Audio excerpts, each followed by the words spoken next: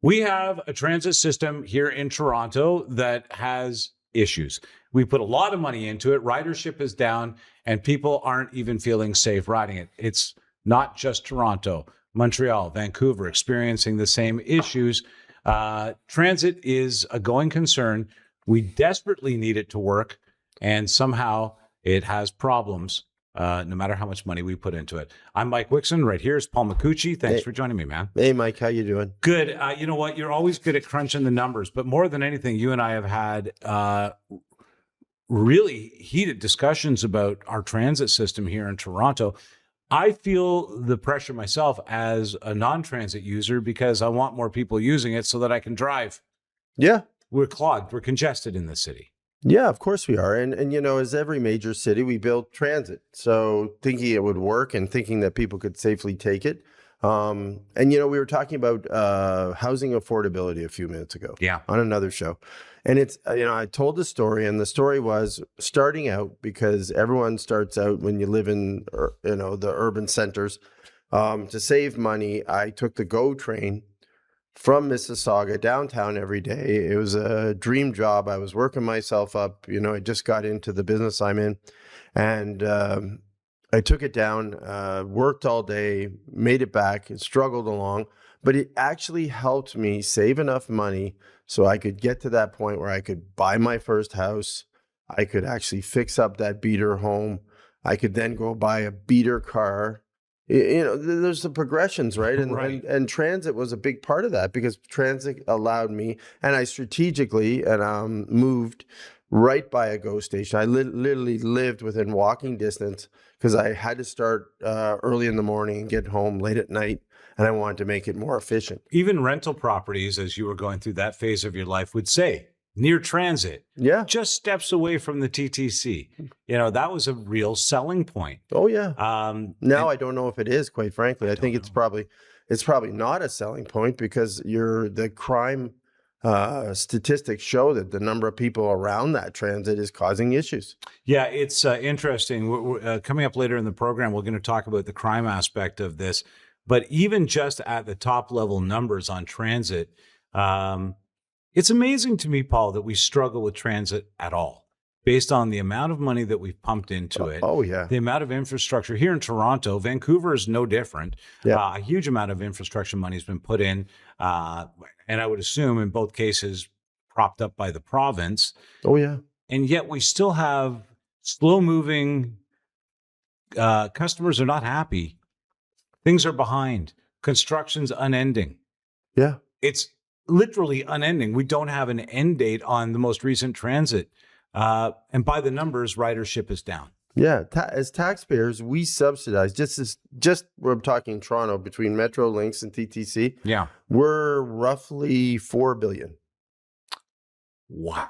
So that's our operating subsidy on an annual basis, just to keep these, you know, the GO trains and the subways working, and the buses and everything. That's outside of what we bring in fares.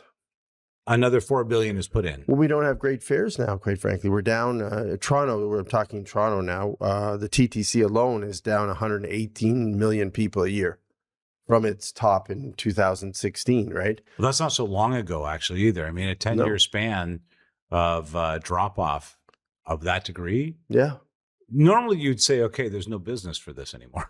But I digress. Yeah. Well, again, you know, to be a first-class city, we decided we needed transit. So we went out, we built all the infrastructure. And the crazy thing about it is we continue to build all the infrastructure. So not only have we not reversed the ridership equation, we continue to double down and build more and connect more. Thinking, and this is the thing that I can't understand, why do we think people are coming back? New immigrants who come to Canada will not put up with all the crap they have to endure on subways. They just won't. And they figured out a way to get insurance, get cars, to ride share on their own. They figured that out. They're not taking the subway. It's interesting. Our transit system in Toronto is so bad. And even people that work with us will tell you that their first goal is to get a car. Oh, yeah. Because it changes their life from 4 hours of transit riding to go 18 kilometers to 20 minutes each way a day. So that's a huge advantage in someone's life to cut transit out. Oh, it is. They actually, before they actually enhance their living conditions where they live, Yeah. they actually look for a car now to get off the public transit. Well, if you're 4 hours on transit a day, that's 4 hours of work and a part-time job that could give you advancement in this And then world. go further out. So go out and make your way to Pickering, make your way to Mississauga. You know, you're standing an hour and a half in the cold. Right. Yeah, just waiting for the next bus, just waiting for the next transit location. You know, it's not sustainable, and so therefore people don't take it. They don't want to, and then people say, well, I can't get people to work at my location. Of course you can. It's I think the unreliability of our transit system. Like I said, when I was a young guy, I mean, it was 2 lines.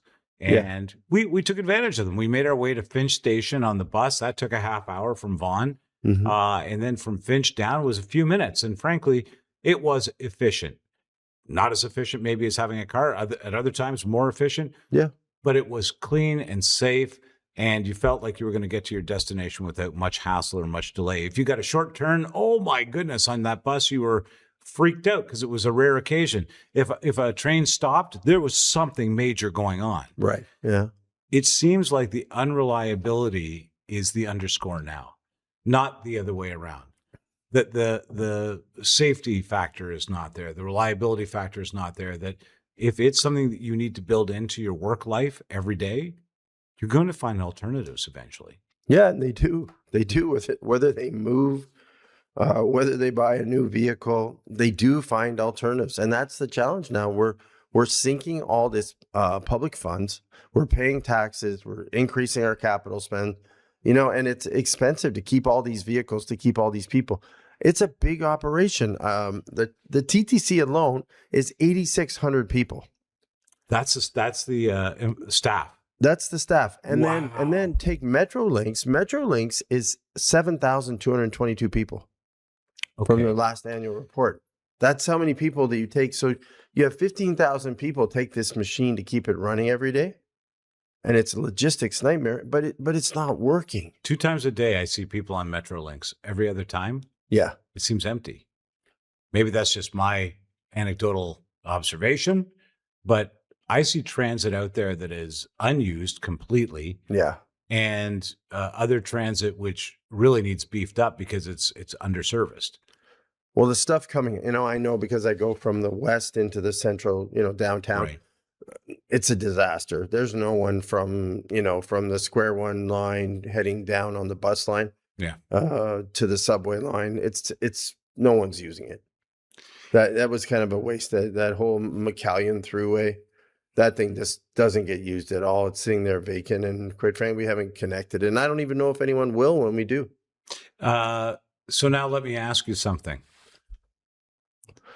I feel embarrassed asking you this about Toronto, but because in Montreal, it seems to work just fine. The transit system seems to deliver people with somewhat greater ease. I don't know why that is. Toronto, Vancouver, is the subway, do we need the transit system that we have, or should we be building infrastructure that services vehicles? Should we? It's too late. We should have to go to infrastructure. And I know that sounds crazy, and people are like, oh, we can't build the tunnel under the 401 and everything. I don't think we can. I'm not thinking that that's an option. What? You're not a tunneler? I'm not a tunneler, but you're not a flat earther? No. Okay. No, but I just think it's too late. I think to get the a tunnel under trust, the 401. Every time somebody says that, Paul, I know. I have a miniature breakdown. Sorry. To get the public trust back, to get people to actually get back on that subway or get back on that GO train, I think you've lost it. Well, they did it in New York. They managed to get people back on. But then they had what do you call them? The red hats. Yeah, that's it'll come to me. Angels. What? Guardian Angels. Thanks, Nick. Yeah. So the Guardian Angels. Now, do we want civilian?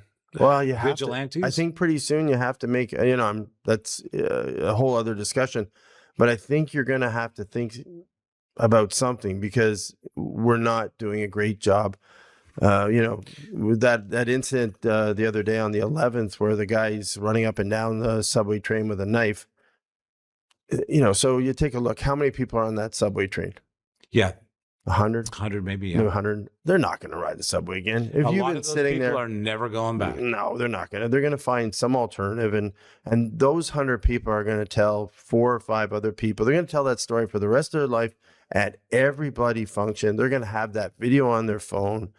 That PR you can't get back from unless. Well, look, it's going to end up on our show today. Yeah, it's unavoidable. I know, and that's the challenge. But you can't escape that, right? And in this day and age, think about when the subway was built. Okay, so you're just talking about kind of childhood memeries. What are we, like 61, 62? They started in the major. Just before I was born. Yeah. And so, they got it. The main line, but in those days, no one had a phone.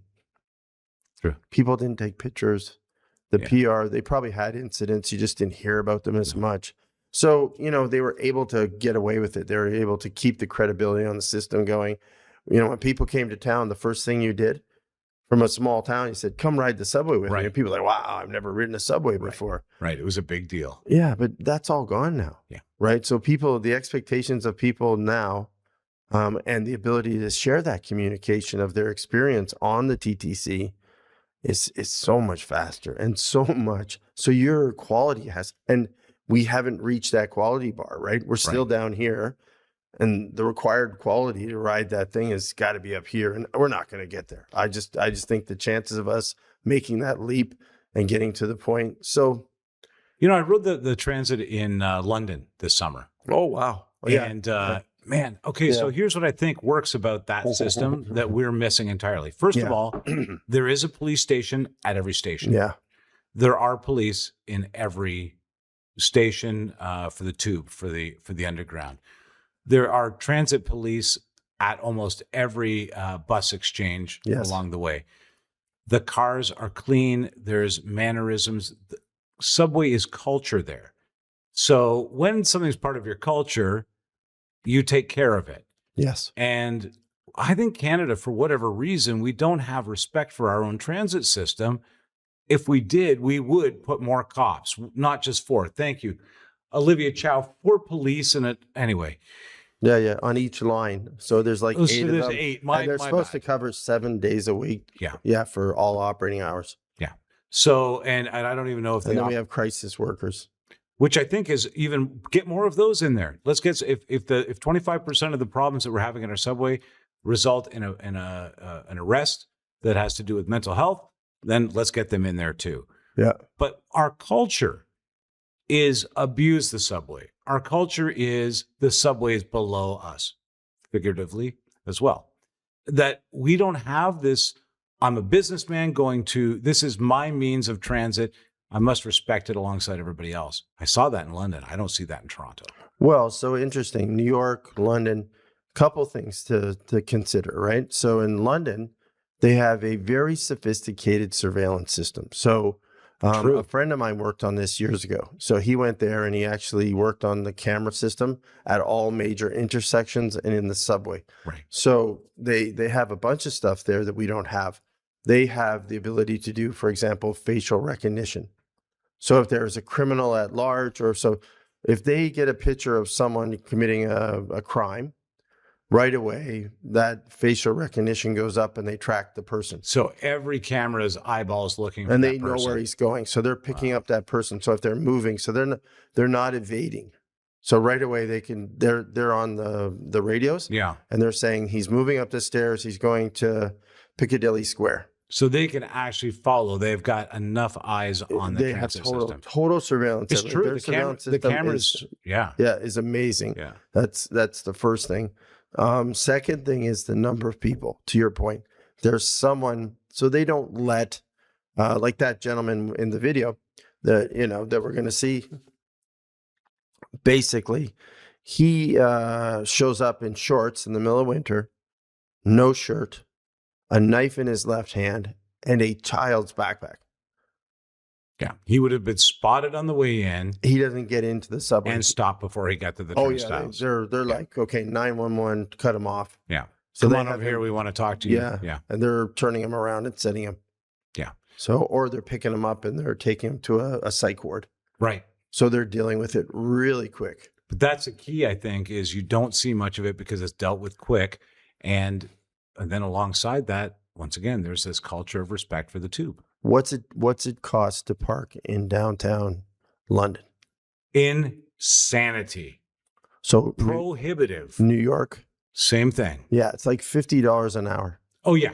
Yeah. So here's the thing, right? They really force, so they put parking fees or parking taxes on top of those vendors to discourage people from taking transit into the cities. And there's no drive zones in the financial districts. Exactly. So things like that. So they do stuff like, so they actively say, you're going to take the train and we're going to secure you in the train. So our commitment to you, we haven't committed. So the problem is we're not committed to it. And if we were committed, we would follow. We would add surveillance. We would increase the taxes on parking and we'd have the drive lanes. Those are all things we would do that would actually push people to take the train safely. But we're actually just straddling the you know, we don't have on either side. We don't have enough money to secure it. We don't have enough money to put surveillance into it. We don't have enough money. We want the parking guys downtown to make lots of money, so we won't put taxes on them. Right. Like you cannot have your foot in each camp. You have to make a decision. And that's leadership, Mike. See, that's what we're missing right now. We're missing leadership where someone says, you know what, people can criticize him. I know he was a little dopey at the end with the Trump stuff. Rudy Giuliani, right? Oh, he cleaned up that city. Yeah, good or bad. Yeah. Right? He came in and he said, okay, I'm a leader. Here are the 10 things that I'm going to do. Squeegee kids, like I took care of. I'm going to take care of crime. I'm going to clean up the cities. I'm taking the porn out of Times Square. Exactly. I'm going to take all the crappy stuff out of Times Square and make it clean again and, you know, make it for people to dance and do flash mobs and have New Year's in again. And he did it. Yeah. We're doing, you know, it's a lot of touchy-feely stuff, but there's no directional vision for the city. And for our major cities, when you coddle everybody, nobody benefits. No one benefits. So that's why the transit system has gone to where it's gone. Because, you know, listen, it's all those 8,600 people and the 7,000 people. I'm sure they're all good people. I'm sure they go to work. They work hard every day. I'm not slagging on them. If you do not have leadership that can actually move you along. So let's say, okay, has the TTC ever come forward to city council or any major transit and said, I want my own police force armed? No. Have they ever come forward and said, I want a surveillance system like London? No. No. So then, you know what? You're not serious and you're not committed. And if you're not committed, then you're going to end up with issues. What you have now, people who sleep in the subway, commit crimes in the subway. So now what you're doing is you're a catchment for all your social issues. Crime lands at the top of that list, and transit crime is up. Yeah. In a recent survey, 40% of Canadians said that they didn't feel safe on their local transit system. Yeah. No, of course. Well, look, you know, that thing the other day, it was just case in point or sample, you know, quite frankly, I would never. And you know, you got to have those guys. Wonderful, those good Samaritans who actually took it upon themselves to move that gentleman off the subway while he had a knife going up and down the train. Those guys were incredible. I don't even know where they got the courage to do it, to be honest with you. The guy was, well, you know what? Crime is sort of the next leap in this discussion. I'm going to get Jeremy Grimaldi to come in and have a chat with us. But first, have a look at this footage shot in the TTC. And then, of course, the chief of, or one of the police representatives, Chief Demke, and Olivia Chow, Mayor of Toronto, reacting to it. And we'll see Jeremy on the other side of that.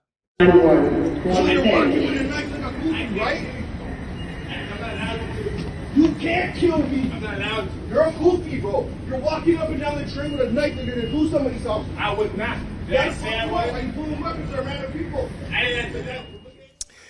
And in addition, we're expanding the Neighborhood Community Officer Program to Toronto's underground transit neighborhood, the TTC subway system.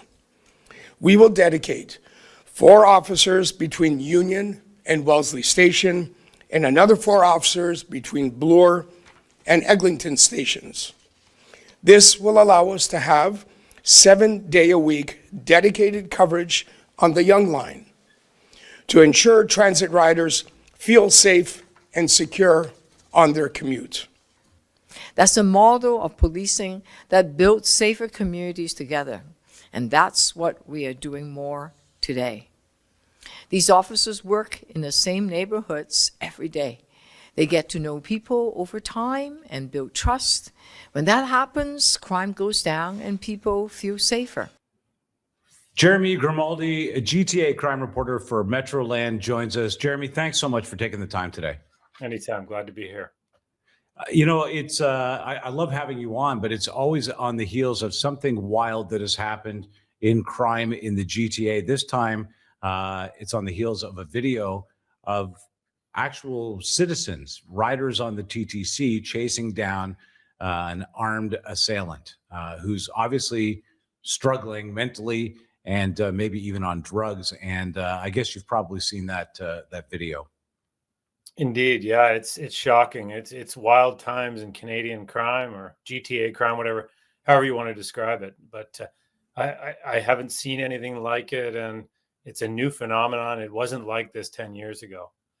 No, it seems like we were on a trajectory. Paul and I, just before this, having a discussion off camera, and we'll add to that on this show, that although ridership is down, confidence in the safety as a rider, as a TTC passenger, certainly in Toronto, Vancouver's having similar scenarios.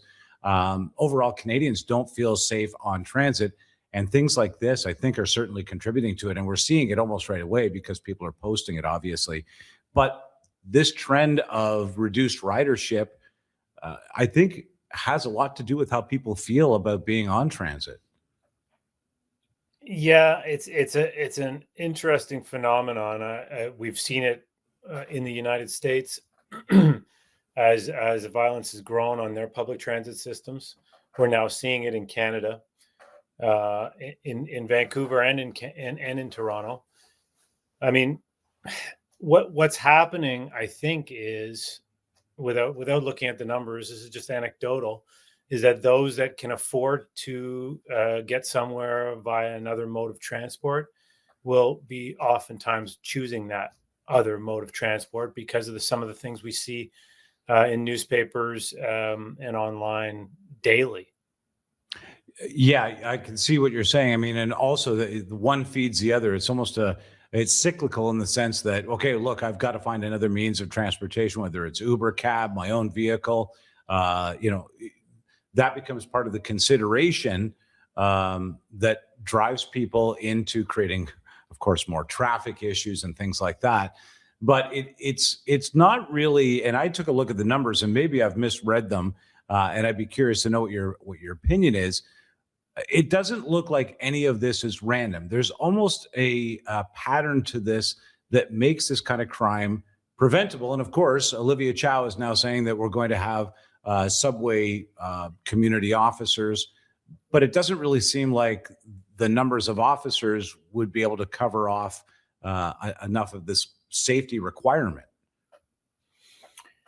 Yeah, this is multifaceted, first of all. I would say it's similar to the argument that police use every budgetary cycle where they say, well, you can cut our budget, but that'll mean fewer officers, that'll mean more crime. It doesn't really work like that because, you don't have police officers hiding behind trees, waiting for things to happen. Things happen sort of randomly, first of all. And second of all, a lot of the people committing the crimes are unstable. And so a lot of times they don't have control over necessarily what's about to happen. So it's not as if you could predict, a lot of cars are being stolen in this neighborhood. Let's scout out that neighborhood. This is a wealthy area and there's been home break-ins in the city. Let's look at this and send officers there. It's not something that you can do in that way. So you can try and put more people down there, but it's really I would say an institutional problem that we've got to tackle in different ways. Well, it's funny, you say that, and recently Calgary just cleaned up their streets. They did a program whereby multiple arrests were made in a certain area where people needed to access transit into the core or out of the core of the city. And they went and cleaned up that specific area by making arrests, putting people into hospital, making sure people got institutional help as they needed it. And, otherwise were connected with family accordingly. If they had outstanding warrants, they were, put before a judge to deal with those. So that has proven to clean up that area pretty effectively, pretty quickly. I don't see any moves in Toronto like this. Yeah, they're very controversial, and again, I don't know if that's to do with Alberta's mandatory drug rehab rules that they're planning on instituting or talking about instituting. But it's one of those things. I think it was under Harris, took away a lot of mental health, housing. It's not housing, treatment centers, I should say. Right. And since then, the problem has spilled onto our streets. And since COVID, it's grown exponentially, and you can see that in the TTC numbers. And though these mental health issues are a hard one to wrap your head around, and a very expensive one.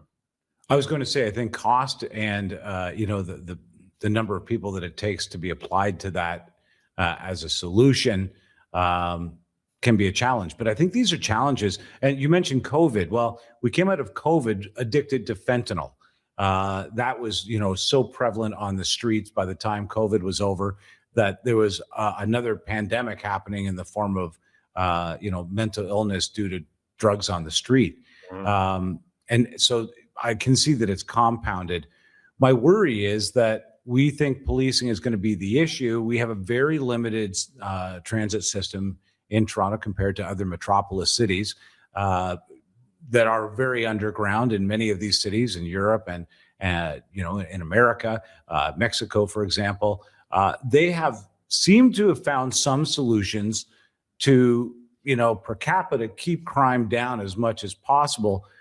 Are you seeing out there any promises outside of Olivia Chow putting community officers in here that might usurp crime in transit? No. I just did a story the other day about a man who went into Metro. He was hungry. He's an alcoholic and a drug abuser. He went to grab sandwiches and beer. Walked out. Security guard stopped him. He showed a closed pocket knife, and he was charged with robbery. And he faces now a serious sentence. And I asked him, where were you living before? And he said, I wasn't living anywhere. I sleep on the subway and I sleep on buses when I need to keep warm. And it just goes to show you, we also talked about the fact that a lot of people are in prison because they want a bed and 3 square meals a day. But it just goes to show you where do these people go when they're freezing and hungry and cold and need shelter? A lot of the time it's the TTC. And if you think that that's okay, or if you think that there's not going to be problems as a result, you got another thing coming. So I think we have to grapple with larger issues to actually start solving the problem. Putting guards down there, I just don't know what it's going to achieve, because a lot of times, unless they're police officers, it's a limited amount of things that they can do. But that's also true. We almost might need more infrastructure in our transit system that meets mental health, drug addiction, homelessness head on alongside policing. Yeah, I just a stat I found interesting before I came on that I looked up. 1 out of every 4 times a TTC constable reports to the tracks, a person is taken into custody under the Mental Health Act. That's 25% of the time a constable down there. He's arresting someone under mental health. So I don't think you need to go much further than that.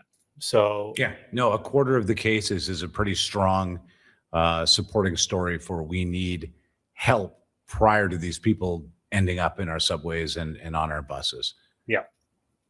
Well, look, a couple of the things before you get out of here that I'd love to touch on. Overall, across Canada, a recent study came out saying that people have a lack of confidence in safety in our transit system, in our stations, and on the vehicles themselves. This is sort of a new, I've never heard of a report like this. It's obviously arriving on the heels of a pretty serious increase in crime on our transit systems. Looking ahead, do you see this as a constant reporting, like transit system crime as its own category? Seems like a new thing, frankly. Yeah, I'm a father of a couple teenagers, and I've always, traveled the world. Everywhere I go, anywhere I've ever gone, I always sing the praises of Canada, being, and Toronto specifically, being basically the safest urban area, or one of the safest urban areas in the entire world. Now, having said that, now what we have is 40% of riders on the TTC feeling unsafe. When I was a kid, the TTC was the safest place you could be, really. Yeah. Like, and Honestly, not to be old guy talking here, but no, I don't think it was all that long ago, to be honest with no, it you. wasn't. I think, Jeremy, we're talking, 15 years ago. Yeah. I remember being in the city and happily getting on the transit, happily avoiding a taxi just to do a couple of stops. I would call an Uber now. Yeah, for sure. And so now when my kids want to go downtown, I still say take the subway, but in the back of my mind, I'm always wondering, because every time I go down in the subway, there's someone talking to themselves or yelling to themselves, yelling at people. My life's been threatened a number of times by random individuals, and not. I don't think they're necessarily violent or going to do anything. That's not my fear. My fear is I send my kid down there, and someone says something like that to him. There's an impact. There's a negative impact that doesn't necessarily need to happen, and I do think twice now. So I don't blame people for thinking twice. And I heard my wife recently say, to our kids, your dad, thank you. Your dad will drive you, as far as you need to go. Don't be taking transit unnecessarily. Please, we'd rather you took an Uber. An expense that families are going to have to take on that some people cannot, seems to be the only alternative, or getting stuck in traffic, delivering people in your lives places. We need a stronger transit system to begin with. And we spent so much money on it as ridership goes down. We need it to be safe so that it can expand. It can actually have meaning in our cities. In Vancouver, the clogging is beginning on the roads. Their transit system is important. In Toronto, it's almost essential in my mind to keeping the city moving at this point, because it is so congested with traffic. We can't let our transit system fall victim to crime.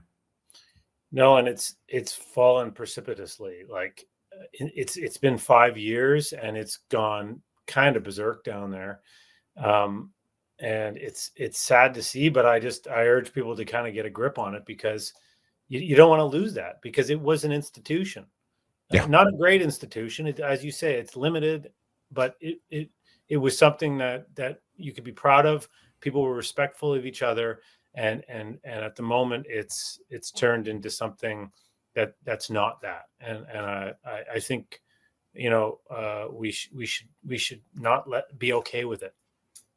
Jeremy, I tell people often that you are the last eyes on crime in our nation from a journalistic standpoint. I really appreciate your time on this. Sadly, soon we'll need you again, I'm sure. Thanks for joining us. Always. Thanks for the words and having me.